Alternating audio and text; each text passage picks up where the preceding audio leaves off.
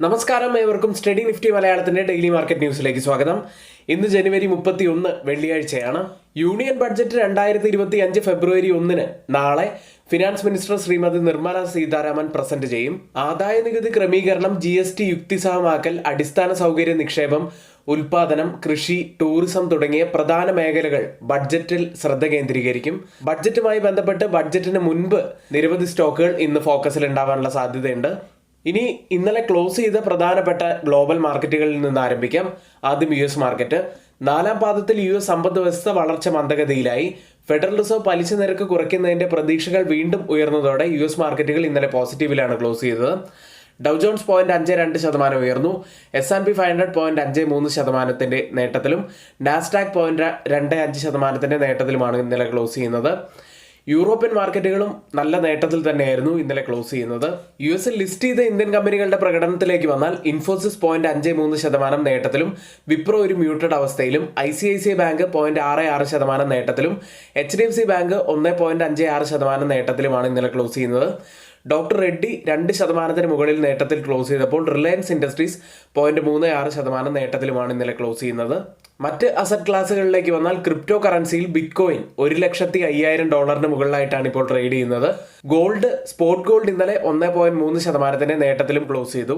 കേരളത്തിലെ ഇന്നലത്തെ gold price പവന് 60,880 രൂപയാണ്. ഏറ്റവും ഉയർന്ന നിലയിലാണ് ഇപ്പോൾ സ്വർണ്ണവില എത്തി നിൽക്കുന്നത്.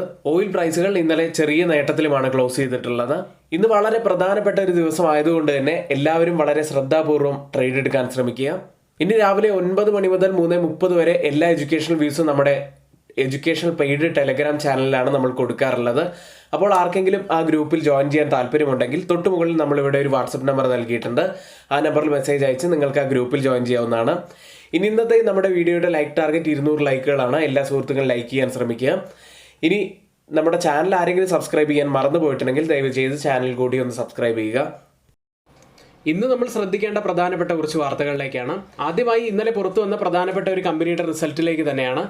അദാനി എന്റർപ്രൈസ് ഇന്നലെ ഇൻട്രാഡേയിൽ ഏകദേശം 5% ഇടിവ് രേഖപ്പെടുത്തി പിന്നീട് റിക്കവറി നടത്തുകയുണ്ടായി. ഈ വലിയൊരു ഇടിവിന് കാരണമുണ്ടായത് നെറ്റ് പ്രോഫിറ്റിൽ വലിയ ഇടിവാണ് ഇപ്പോൾ ഉണ്ടായിരിക്കുന്നത്. 96.9% ഇടിവാണ് ഇപ്പോൾ നെറ്റ് പ്രോഫിറ്റിൽ വന്നിരിക്കുന്നത്. 57.83 കോടി രൂപയിലാണ് ഇപ്പോൾ നെറ്റ് പ്രോഫിറ്റ് ഉള്ളത്. കഴിഞ്ഞ വർഷം ഇതേ കാലയളവിൽ 1888.45 കോടി രൂപ ലാഭത്തിലായിരുന്നു കമ്പനി ഉണ്ടായിരുന്നത്. കോൾ ഡിവിഷനിലെ മോശം പ്രകടനമാണ് കുത്തനെയുള്ള സ്റ്റോക്കിലുള്ള ഇടിവിന് കാരണമായത്. എന്നാൽ റവന്യൂവിൽ ഇത്ര വലിയൊരു ഇടിവ് കാണാനില്ല. 8.8% ഇടിവ് മാത്രമാണ് ഇയർ ഓൺ ഇയറിൽ കാണുന്നത്. 22,848.42 കോടി രൂപയിലാണ് റവന്യൂ ഉള്ളത്. ടോട്ടൽ എക്സ്പെൻസിൽ ചെറിയൊരു ഇടിവ് സംഭവിച്ചിട്ടുണ്ട്. 1% ഇടിവാണ് ഇപ്പോൾ വന്നിരിക്കുന്നത്. എബിറ്റ മാർജിനിൽ ഒരു സ്ലൈറ്റ്ലി ചെറിയൊരു വർധനവ് മാത്രമാണ് കാണാൻ കഴിയുന്നത്. അദാനി പോർട്സിന്റെ റിസൾട്ട് നോക്കുകയാണെങ്കിൽ 14% വർധനവ് ഇയർ ഓൺ ഇയറിൽ രേഖപ്പെടുത്തി. റവന്യൂവിൽ 15% വർധനവുമാണ് രേഖപ്പെടുത്തിയത്. അടുത്തതായി പ്രധാനപ്പെട്ട കമ്പനികളുടെ Q3 റിസൾട്ടുകളിലേക്കാണ്. ആദ്യം ഡാബർ ഇന്ത്യ. നെറ്റ് പ്രോഫിറ്റായി രേഖപ്പെടുത്തിയത് 522.38 കോടി രൂപയായിരുന്നു. അതായത് കഴിഞ്ഞ വർഷം ഇതേ കാലയളവിൽ 514.22 കോടി രൂപയിലായിരുന്നു നെറ്റ് പ്രോഫിറ്റ് ഉണ്ടായത്. 2% വർധനവാണ് ഇപ്പോൾ പ്രോഫിറ്റിൽ വന്നിരിക്കുന്നത്. റവന്യൂവിൽ 3% വർധനവാണ് കമ്പനി രേഖപ്പെടുത്തിയത്. 3355.25 കോടി രൂപയിലാണ് ഇപ്പോൾ റവന്യൂ ഉള്ളത്. ഡാബറിന്റെ ടോട്ടൽ ഇൻകത്തിലും 3% വർധനവാണ് ഇയർ ഓൺ ഇയറിൽ രേഖപ്പെടുത്തിയത്. എബിറ്റയിൽ 1.8% വർധനവും കമ്പനി രേഖപ്പെടുത്തി. അടുത്തതായി കോറമൻഡൽ ഇന്റർനാഷണൽ എന്ന കമ്പനിയാണ്. നെറ്റ് പ്രോഫിറ്റായി രേഖപ്പെടുത്തിയത് 511.8 കോടി രൂപയായിരുന്നു. കഴിഞ്ഞ വർഷം ഇതേ കാലയളവിൽ 231 കോടി രൂപയായിരുന്നു കമ്പനിയുടെ നെറ്റ് പ്രോഫിറ്റ് ഉണ്ടായിരുന്നത്. നല്ലൊരു വർധനവ് തന്നെയാണ് ഇപ്പോൾ നെറ്റ് പ്രോഫിറ്റിൽ രേഖപ്പെടുത്തിയിരിക്കുന്നത്. റവന്യൂവിൽ 27% വർധനവ് കമ്പനി രേഖപ്പെടുത്തി.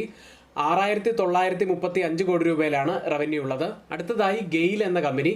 നെറ്റ് പ്രോഫിറ്റായി രേഖപ്പെടുത്തിയിരിക്കുന്നത് 4,084 കോടി രൂപയാണ്. അതായത് 28% വർധനവാണ് കഴിഞ്ഞ വർഷവുമായി കമ്പയർ ചെയ്യുമ്പോൾ നെറ്റ് പ്രോഫിറ്റിൽ വർധനവ് ഉണ്ടായിരിക്കുന്നത്. റവന്യൂ ഫ്രം ഓപ്പറേഷൻസിൽ 6.23% വർധനവ് കമ്പനി രേഖപ്പെടുത്തി. 36,937 കോടി രൂപയിലാണ് ഇപ്പോൾ റവന്യൂ ഉള്ളത്. ഇന്ററിം ഡിവിഡൻഡായി കമ്പനി പ്രഖ്യാപിച്ചത് 6 രൂപ 50 പൈസയാണ്.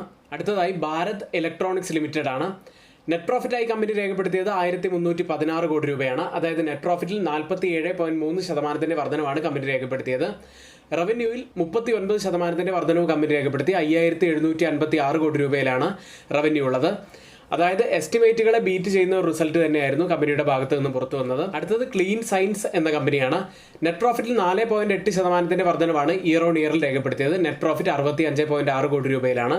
റവന്യൂവിൽ 23.7% വർധനവും എബിറ്റയിൽ 13.9% വർധനവുമാണ് കമ്പനി രേഖപ്പെടുത്തിയത്. അടുത്തത് സ്ട്രൈഡ്സ് ഫാർമ എന്ന കമ്പനിയാണ്. നെറ്റ് പ്രോഫിറ്റായി കമ്പനി രേഖപ്പെടുത്തിയത് 90 കോടി രൂപയാണ്. കഴിഞ്ഞ വർഷം ഇതേ കാലയളവിൽ 6.7 കോടി രൂപ നഷ്ടത്തിലായിരുന്നു കമ്പനി ഉണ്ടായിരുന്നത്. റവന്യൂ ആയി രേഖപ്പെടുത്തിയത് 1153.7 കോടി രൂപയാണ്. 15% വർധനവാണ് ഇയർ ഓൺ ഇയറിൽ റവന്യൂവിൽ ഉണ്ടായത്. അടുത്തതായി ഇന്ന് റിസൾട്ട് പുറത്തു വരുന്ന കുറച്ച് കമ്പനികളിലേക്കാണ്. കുറച്ച് കമ്പനികളുടെ പേര് മാത്രമാണ് പറയുന്നത്. ഏകദേശം 120 കമ്പനികളുടെ റിസൾട്ടാണ് ഇന്ന് പുറത്തു വരുന്നത്.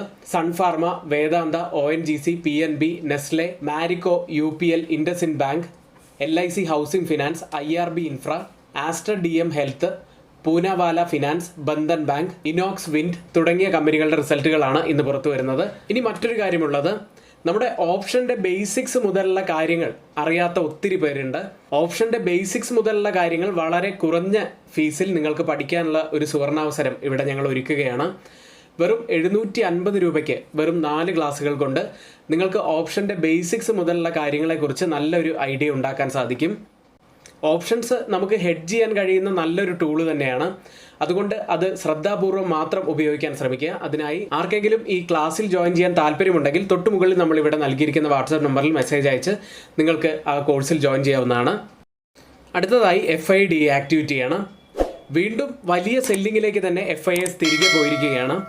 4583 കോടി രൂപയ്ക്കാണ് ഇന്നലെ FIS സെല്ല് ചെയ്ത്. DIS ആവട്ടെ 2166 കോടി രൂപയ്ക്ക് ബൈ ചെയ്തിരിക്കുന്നു. ഇപ്പോഴത്തെ മാർക്കറ്റിന്റെ ഒരു അപ്സൈഡ് റാലിയിൽ FISന് ഒരു പങ്കുമില്ല എന്ന് തന്നെയാണ് ഈ ഡാറ്റ സൂചിപ്പിക്കുന്നത്. ഓയിൽ പ്രൈസുകളിലേക്ക്. ഈ വാരാന്ത്യത്തിൽ പ്രാബല്യത്തിൽ വന്നേക്കാവുന്ന കനേഡിയൻ മെക്സിക്കൻ ക്രൂഡ് ഇറക്കുമതിയിൽ US ഭീഷണിപ്പെടുത്തിയ താരിഫ് നിയന്ത്രണങ്ങൾ ഈ വ്യാഴാഴ്ച എണ്ണവില ഉയരാനുള്ള കാരണമായി. ബ്രന്റ് ഫ്യൂച്ചേഴ്സ് ഇന്നലെ ക്ലോസ് ചെയ്യുന്നത് $76.12 പെർ ബാരൽ എന്ന നിലയിൽ 0.67% നേട്ടത്തിലാണ്. WTI ഇന്നലെ ക്ലോസ് ചെയ്യുന്നത് $73.25 പെർ ബാരൽ എന്ന നിലയിൽ 0.87% നേട്ടത്തിൽ ട്രേഡ് അവസാനിപ്പിച്ചു. ഇന്നലെ നിഫ്റ്റിയിലും ബാങ്ക് നിഫ്റ്റിയിലും സംഭവിച്ച ഏറ്റവും പ്രധാനപ്പെട്ട കുറച്ച് കാര്യങ്ങളിലേക്ക് ആദ്യം നിഫ്റ്റി നോക്കാം. 23,249 0.37% ഉയർന്നാണ് നിഫ്റ്റി ക്ലോസ് ചെയ്യുന്നത്. ഇന്നലെയും നമ്മൾ പറഞ്ഞതുപോലെ ഒരു ഹൈ വോളറ്റൈൽ ആയിട്ടുള്ള ഒരു സെഷൻ തന്നെയായിരുന്നു ഇന്നലെ നിഫ്റ്റിയിൽ കാണാൻ സാധിച്ചത്. ഡെയിലി ചാർട്ടിൽ ബുധനാഴ്ച ആവറേജ് വോളിയത്തേക്കാൾ കുറഞ്ഞ ബുള്ളിഷ് വോളിയം ആയിരുന്നെങ്കിൽ ഇന്നലെ നല്ലൊരു ബുള്ളിഷ് വോളിയം തന്നെയാണ്. അതും ആവറേജ് വോളിയത്തേക്കാൾ കൂടുതലുള്ള ഒരു ബുള്ളിഷ് വോളിയമാണ് ഇന്നലത്തെ ക്യാൻഡിൽ കണ്ടത്. നിഫ്റ്റി ഇപ്പോൾ നമ്മുടെ സോണിനുള്ളിലായിട്ടാണ് ട്രേഡ് ചെയ്യുന്നത്. ഇനി നമ്മൾ അപ്സൈഡിൽ ഫോക്കസ് ചെയ്യേണ്ട ഒരു പ്രധാനപ്പെട്ട സോൺ എന്ന് പറയുന്നത് 23,350 മുതൽ 23,400 വരെയുള്ള ആ ഒരു സോൺ തന്നെയാണ്. കഴിഞ്ഞ 5 തവണയും ഈ ഒരു സോണിൽ ടച്ച് ചെയ്തിരുന്ന നിഫ്റ്റി പിന്നീട് അവിടെ നിന്ന് റിവേഴ്സ് ചെയ്യുന്നതാണ് കണ്ടത്. അതുകൊണ്ട് ഈ ഒരു സോൺ ബ്രേക്ക് ചെയ്യുമോ എന്ന് തന്നെയാണ് ആദ്യം നമ്മൾ നോക്കേണ്ട പ്രധാനപ്പെട്ട ഒരു കാര്യം. ഇതുകൂടാതെ അപ്സൈഡിലെ പ്രധാനപ്പെട്ട ഒരു ലെവലായി നമ്മൾ പറഞ്ഞത് 20-day EMA ആയിരുന്നു. 23,310 ലെവലിലായിരുന്നു 20-day EMA ഉള്ളത്. ഇന്നലെ കൃത്യമായി തന്നെ ആ ഒരു സോണിലെത്തിയ ശേഷമാണ് നിഫ്റ്റി ഡൗൺ ആയത്. നിഫ്റ്റിയിൽ ഡെയിലി ചാർട്ടിൽ ഉണ്ടായ ഫോളിംഗ് വെഡ്ജ് പാറ്റേണിൽ നിന്നും ഒരു ബ്രേക്ക് ഔട്ട് ലഭിച്ചിരിക്കുന്നു. അതൊരു പോസിറ്റീവ് ആയിട്ടുള്ള ഒരു കാര്യം തന്നെയാണ്. നിഫ്റ്റിയിലും ബാങ്ക് നിഫ്റ്റിയിലും നല്ല ബുള്ളിഷ്നെസ് തന്നെയാണ് കാണാൻ കഴിയുന്നത്. എന്നിരുന്നാലും ബഡ്ജറ്റ് പോലത്തെ വലിയ ഇവന്റ് നടക്കുന്നത് കൊണ്ട് തന്നെ നമുക്ക് നല്ല വോളറ്റാലിറ്റി ഇന്നും പ്രതീക്ഷിക്കാവുന്നതാണ്. കൂടാതെ നാളെയാണ് നമ്മുടെ ബഡ്ജറ്റ് ഡേ വരുന്നത്. ബഡ്ജറ്റ് പോസിറ്റീവ് ആണെങ്കിൽ നല്ലൊരു കുതിപ്പിന് തന്നെയാണ് സാധ്യതയുള്ളത്. എന്നാൽ ബഡ്ജറ്റ് വീക്ക് ആണെങ്കിൽ നിഫ്റ്റിയിലേക്ക് ഡൗൺ സൈഡിലെ സപ്പോർട്ടുകൾ നമ്മൾ ശ്രദ്ധിച്ചിരിക്കേണ്ടതാണ്. അടുത്തതായി ഓപ്പൺ ഇൻട്രസ്റ്റ് ഡാറ്റ എന്താണ് സൂചിപ്പിക്കുന്നതെന്ന് നോക്കാം. മാക്സിമം ഓപ്പൺ ഇൻട്രസ്റ്റ് രേഖപ്പെടുത്തിയ ആദ്യത്തെ കോൾ സൈഡിലെ സ്ട്രൈക്ക് 24,000 അതിനുശേഷം 23,500 സ്ട്രൈക്കിലും അതിനുശേഷം 23,300 സ്ട്രൈക്കിലുമാണ്. പുട്ട് സൈഡിൽ കൂടുതൽ ഓപ്പൺ ടെസ്റ്റ് രേഖപ്പെടുത്തിയിരിക്കുന്ന ആദ്യത്തെ സ്ട്രൈക്ക് 23,000 അതിനുശേഷം 23,200 സ്ട്രൈക്കും അതിനുശേഷം 22,000 സ്ട്രൈക്കിലുമാണ്. ഓപ്പൺ ഇൻട്രസ്റ്റ് ഡാറ്റ പ്രകാരം റെസിസ്റ്റൻസ് ആവാൻ സാധ്യതയുള്ളത് 23,500 സപ്പോർട്ട് ആവാൻ സാധ്യതയുള്ളത് 23,200 അടുത്തതായി change in open interest data പ്രകാരം കോൾ സൈഡിലും പുട്ട് സൈഡിലും വന്ന വ്യത്യാസങ്ങൾ പരിശോധിക്കാം. അതുവഴി മാർക്കറ്റ് ഇപ്പോൾ കൂടുതലായി ബുൾസിനെയാണോ ബിയേഴ്സിനെയാണോ സപ്പോർട്ട് ചെയ്യുന്നത് കൂടി നമുക്കൊന്ന് നോക്കാം. 23,250 എന്ന ATM സ്ട്രൈക്കിൽ 364% വർധനവ് പുട്ട് സൈഡിൽ കാണാം. ലോങ് ബിൽഡപ്പ് ആണ്. എന്നാൽ കുറച്ചുകൂടി ശക്തം കോൾ സൈഡാണ്. 445% വർധനവ്, ഒരു ഷോർട്ട് ബിൽഡപ്പാണ് കാണുന്നത്. അടുത്തതായി 23-200 സ്ട്രൈക്കിൽ 159% വർധനവ്, പുട്ട് സൈഡിൽ ലോങ് ബിൽഡപ്പ് തന്നെ. എന്നാൽ കോൾ സൈഡിൽ വെറും 27% വർധനവ് മാത്രം, ചെറിയൊരു ഷോർട്ട് ബിൽഡപ്പാണത്. 23-300 സ്ട്രൈക്കിൽ 66% വർധനവ്, പുട്ട് സൈഡിൽ ലോങ് ബിൽഡപ്പ്. 68% വർധനവ്, ഒരു ഷോർട്ട് ബിൽഡപ്പും കാണാം. ഈ ഓപ്പൺ ഇൻട്രസ്റ്റ് ഡാറ്റ സമ്മിശ്രമാണ്. 23-250 സ്ട്രൈക്കിൽ മാർക്കറ്റിനെ താഴേക്ക് കൊണ്ടുപോകാൻ കഴിവുള്ള കോൾ സെല്ലേഴ്സ് ആണ് ശക്തിയോടെ നിൽക്കുന്നതെങ്കിൽ 23-200 സ്ട്രൈക്കിലും 23-300 സ്ട്രൈക്കിലും മാർക്കറ്റിനെ മുകളിലേക്ക് കൊണ്ടുപോകാൻ കഴിവുള്ള പുട്ട് സെല്ലേഴ്സ് ആണ് ശക്തിയോടെ നിൽക്കുന്നതും എന്നുമാണ് കാണുന്നത്. ബാങ്ക് നിഫ്റ്റിയിലേക്ക് 49,311-ൽ 146 പോയിന്റ്സ് ഉയർന്നാണ് ബാങ്ക് നിഫ്റ്റി ക്ലോസ് ചെയ്യുന്നത്. ബാങ്ക് നിഫ്റ്റി ഇപ്പോൾ കുറച്ച് ദിവസമായിട്ട് ബുള്ളിഷാണ്. കൂടാതെ ആവറേജ് വോളിയത്തേക്കാൾ കൂടുതലുള്ള ഒരു ബുള്ളിഷ് വോളിയം തന്നെയാണ് ഇപ്പോൾ ഉള്ളത്. കൂടാതെ ഒരു W പാറ്റേണിന് സമാനമായ പാറ്റേണും ഉള്ളത് കൊണ്ട് തന്നെ 29,650 എന്ന ഒരു ടാർഗറ്റ് എത്താനുള്ള സാധ്യതകൾ കൂടുതലാണ്. അടുത്തതായി മാക്സിമം ഓപ്പൺ ഇൻട്രസ്റ്റ് രേഖപ്പെടുത്തിയ കോൾ സൈഡിലെയും പുട്ട് സൈഡിലെയും സ്ട്രൈക്കുകളിലേക്കാണ്. കോൾ സൈഡിൽ കൂടുതൽ ഓപ്പൺ ഇൻട്രസ്റ്റ് രേഖപ്പെടുത്തിയിരിക്കുന്ന ആദ്യത്തെ സ്ട്രൈക്ക് 52,000 ആണ്. അതിനുശേഷം 51,000 സ്ട്രൈക്കും അതിനുശേഷം 50,000 സ്ട്രൈക്കുമാണ്. പുട്ട് സൈഡിൽ കൂടുതൽ ഓപ്പൺ ഇൻട്രസ്റ്റ് രേഖപ്പെടുത്തിയിരിക്കുന്ന ആദ്യത്തെ സ്ട്രൈക്ക് 49,000, അതിനുശേഷം 47,000 സ്ട്രൈക്കും അതിനുശേഷം 48,000 സ്ട്രൈക്കുമാണ്. ഓപ്പൺ ഇൻട്രസ്റ്റ് ഡാറ്റ പ്രകാരം റെസിസ്റ്റൻസ് ആവാൻ സാധ്യതയുള്ളത് 50,000-ഉം സപ്പോർട്ട് ആവാൻ സാധ്യതയുള്ളത് 49,000-ഉമാണ്. ഇന്ന് പുലർച്ചെ ട്രേഡിംഗ് ആരംഭിച്ച ഇന്ത്യ വിക്സ് 6 മാസത്തെ ഉയർന്ന നിലയിലായിരുന്നു ഉണ്ടായിരുന്നത്. അവിടെ നിന്നും 6% ഇടിവാണ് ഇന്ത്യ വിക്സ് ഉണ്ടാക്കിയത്. 17.39-ൽ 6.71% ഇടിഞ്ഞത്. ഇന്ന് നമ്മൾ ഈ വീഡിയോയിൽ പറഞ്ഞ എല്ലാ കാര്യങ്ങളും ഏറ്റവും ഓതറൈസ്ഡ് ആയിട്ടുള്ള സൈറ്റുകളായ Moneycontrol, Mint, Reuters, CNBC, Financial Express തുടങ്ങിയ മാധ്യമങ്ങളിൽ നിന്നാണ് എടുത്തിരിക്കുന്നത്. മറ്റുള്ളവയെല്ലാം നമ്മുടെ വ്യൂസ് മാത്രമാണ്, ഒരിക്കലും അത് റെക്കമെൻഡേഷൻ അല്ല. നിങ്ങളുടെ എഡ്യൂക്കേഷണൽ പർപ്പസിന് വേണ്ടിയാണ് അതിവിടെ ഷെയർ ചെയ്തിട്ടുള്ളതും. എങ്കിൽ ഇന്നത്തെ ഈ വീഡിയോ ഇവിടെ പൂർത്തിയാവുന്നു. ഏവർക്കും നന്ദി.